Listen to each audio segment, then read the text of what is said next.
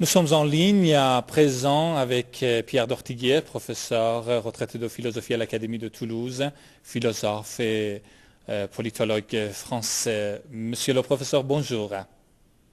Monsieur, bonjour monsieur le professeur, je suis votre invité. Merci de votre intervention téléphonique. Quelle a été votre impression, monsieur le professeur, en voyant bien sûr sur les écrans de votre télévision la mobilisation massive, glorieuse et enthousiaste des Iraniens à l'occasion du 11 février?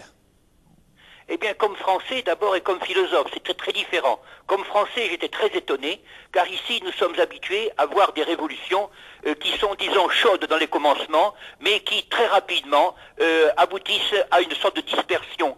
Les factions mangent l'esprit révolutionnaire.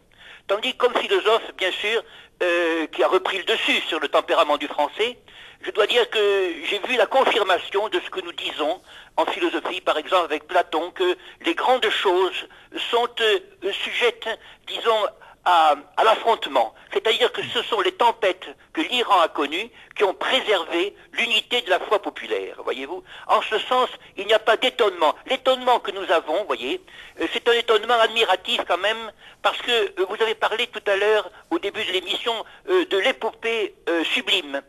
Ce qu'on appelle le sublime, sans être trop pédant, je dirais que c'est une grandeur absolue. Or, cette grandeur absolue, elle est bien sûr présente chaque fois qu'il y a une manifestation continue de la volonté, quand la volonté est identifiée à la foi, voyez. Je dois dire que c'est même peut-être ce qui a fait la grandeur du prophète de l'islam, c'est justement qu'il est situé au moment même de la marche vers le jugement dernier, c'est-à-dire devant l'affrontement des plus grandes épreuves.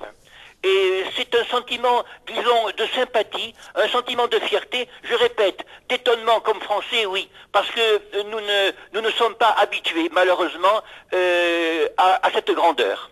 Nous avons eu de grands hommes, mais nous n'avons pas eu de grands peuples. Et je crois que chez vous, vous avez les deux. Et voyez-vous, ceci a suscité la rage des ennemis traditionnels de l'Iran et de l'Europe. Je prendrai l'exemple d'Elie Wiesel, par exemple, qui a adressé une lettre le 7 et le 9 février, avant cette manifestation, aux grands chefs d'État, Merkel, Le Pen, etc., en disant qu'il fallait intervenir en Iran, qu'il y avait véritablement là matière à faire quelque chose.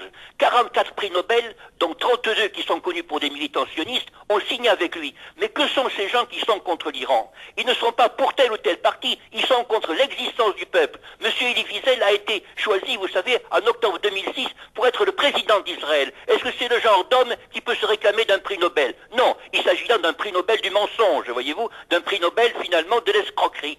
Et je crois que le peuple iranien sait cela, il le sait d'instinct, c'est pour ça qu'il sait manifester. Vous savez, se manifester, c'est s'ouvrir à ce qui est déjà ouvert. Il y a l'ouverture de la foi, et dans la foi, le peuple iranien retrouve sa ressource. Monsieur le professeur, bien qu'il ne reste très peu de temps, soyez abrégé s'il vous plaît, je me permets de vous poser une autre question. Alors, sur les déclarations du président Ahmadinejad, le 11 février, il a annoncé que le premier chargement de combustible enrichi à 20% avait été produit et mis à la disposition des scientifiques iraniens. Alors, pour vous, que représente cette avancée, cette percée technologique de l'Iran et la réaction de l'Occident?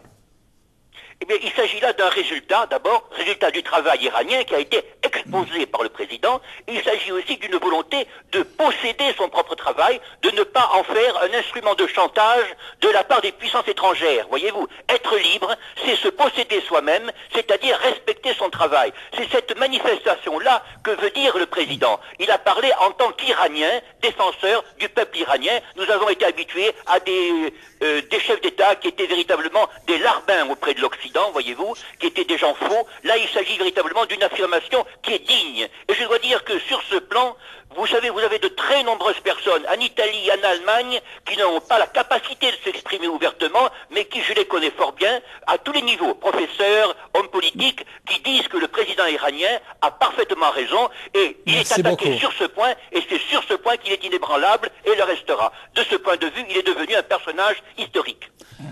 Pierre d'Ortiguier, philosophe et politologue français, merci d'avoir apporté ces éclairages à notre émission. Merci beaucoup. Restez avec nous, on se retrouve dans... Merci, au revoir. Merci infiniment. Restez avec nous, on se retrouve dans 2 minutes. Merci beaucoup.